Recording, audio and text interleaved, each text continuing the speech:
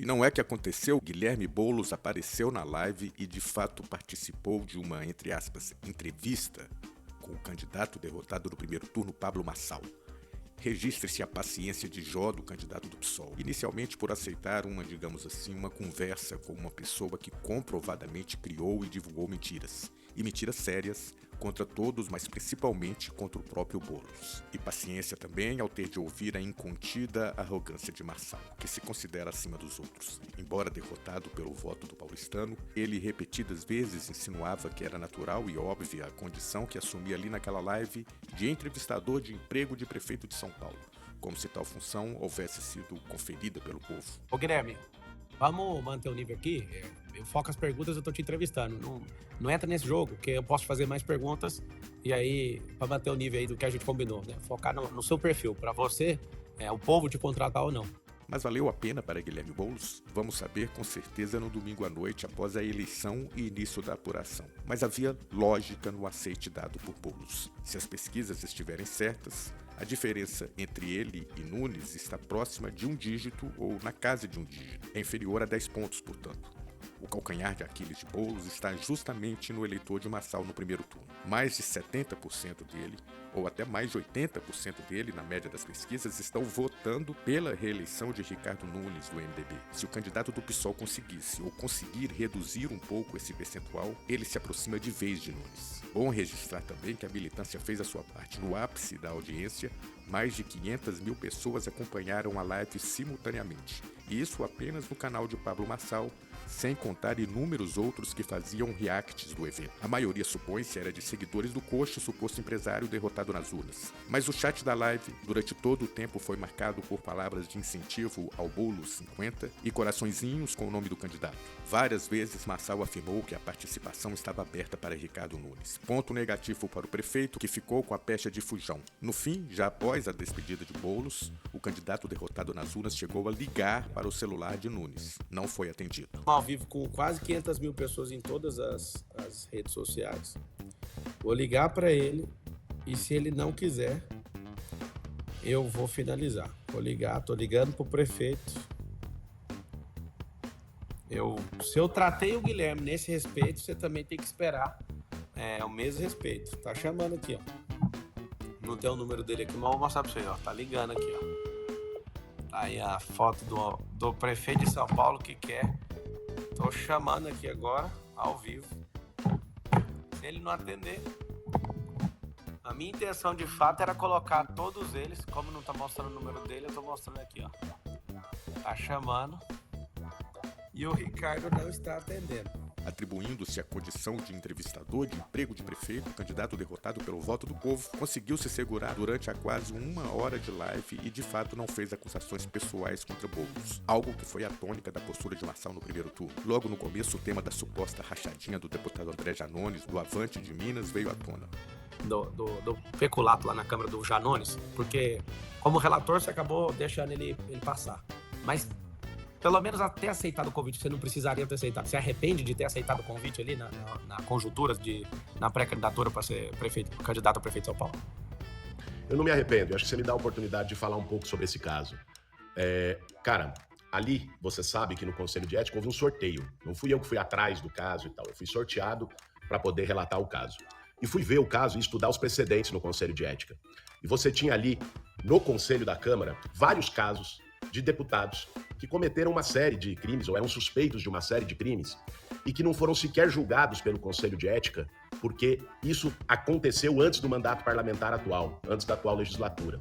Então, se esse era o critério do Conselho de Ética para vários outros casos, pau que bate em Chico tem que bater em Francisco, não pode ter diferenciação.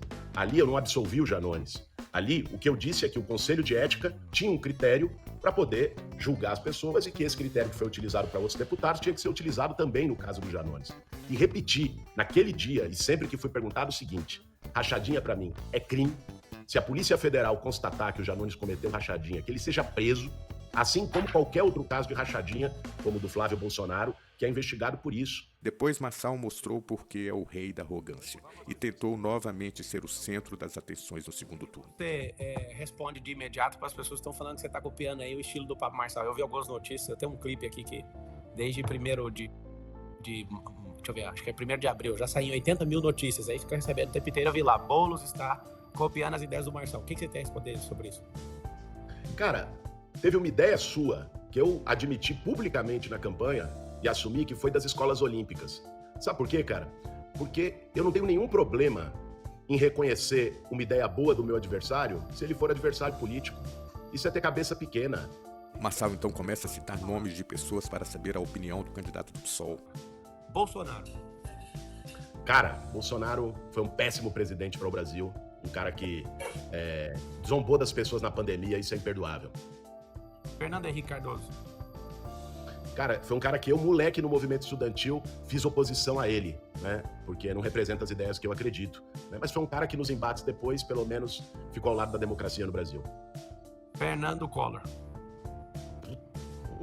Ladrão, de marca maior. Dilma Rousseff. Dilma Rousseff, uma mulher corajosa, né? Que enfrentou desde tortura na ditadura militar a depois todos os ataques que sofreu no governo. Tarcísio, uma palavra. Um governador ruim para São Paulo. Não, essa aí eu vou deixar você explicar por que ele é ruim. Vou explicar. Cara, o Tarcísio se elegeu em cima do Bolsonaro, certo? Foi os votos do Bolsonaro. Quem quer o Tarcísio sem o Bolsonaro? Ele se elegeu em cima dos votos do Bolsonaro. E o que ele fez? Pensa bem, às vezes a gente faz, sua campanha deve ter feito também pesquisa qualitativa, né? Que era aquela pesquisa que você junta eleitores e tal. Aí o pessoal falava, algumas pessoas falavam, eu gosto do Tarcísio. Aí quando o entrevistador da pesquisa perguntava por quê, ficava aquele som do grilo.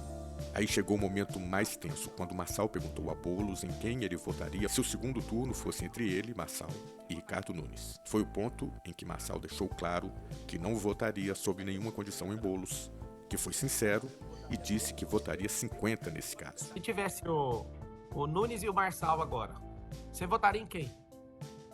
Ah, rapaz, eu vou te dizer, eu apertaria 50 na urna. Vou ser franco com você, não votaria nem você, nem no Ricardo Nunes, apertaria 50 na urna. Você tá falando que você vai anular o voto então, hein? Então você tá falando que se tivesse Nunes e Marçal, você votaria nulo também? Apertaria 50 com gosto. E eu acho que essa é uma... Eu votaria nulo. E eu acho que mas essa é uma resposta, Marçal. Vamos falar aqui de maneira franca? Essa é uma resposta que hoje você tem que dar. Eu sei que é você que tá me sabatinando, mas quem tá no segundo turno hoje sou eu e o Nunes. Você falou uma coisa a campanha inteira, e essa é uma das coisas que eu concordei com você, e já disse, inclusive, em debate. O Nunes é um cara que, por toda essa situação, tem chance de ser preso. Você votaria num cara que tem chance de ser preso? Você vai ficar em Roma ou você vai voltar aqui para São Paulo? Quem sabe você vote? Eu gostaria muito que você apertasse os 50 na urna no domingão aqui. Mas se você voltar para São Paulo, qual que vai ser o seu voto? Até agora, na minha cabeça, o número 5 na urna não funciona pra mim. Nem de 15, nem de 50. Só pra você saber. É só o numeralzinho ali que não funciona. Qualquer outro número pega. Eu vejo a mesma coisa no Nunes, cara. O grupo dele ali é de centro-esquerda, da mesma laia que você. Então, eu acho difícil. Um dia na vida você vê eu posicionando dessa forma. Acho lamentável o erro do Bolsonaro em apoiar ele. Quando eu falei, eu tava muito lúcido em relação ao consórcio comunista do Brasil, eu não... No fim das contas, portanto, foi positivo para Boulos, que não gerou fatos negativos para sua campanha com alguma frase ou palavra maldadas. Pode até ter sido muito positivo eleitoralmente, se parte relevante dos eleitores de Marçal no primeiro turno que votavam em Nunes optarem por não votar ou por anular, ou até, numa hipótese mais difícil, até no voto em Boulos 50. Mas só para eu entender, Marçal, que você deu essa possibilidade. Então, se você vier, você vai cravar o 28 na urna, é isso? Não. Eu não vou fazer. Eu não vou. Se eu for também, o voto é secreto. E eu contaria o voto pra você se você fosse de direita. Você é o cara tem muita gente de direita que tá assistindo aqui a gente. Porque você falou que pra você não funciona o 5. Então você não vai votar nem em mim, nem nele, não é isso? Cara, assim, o voto pra mim é ideológico.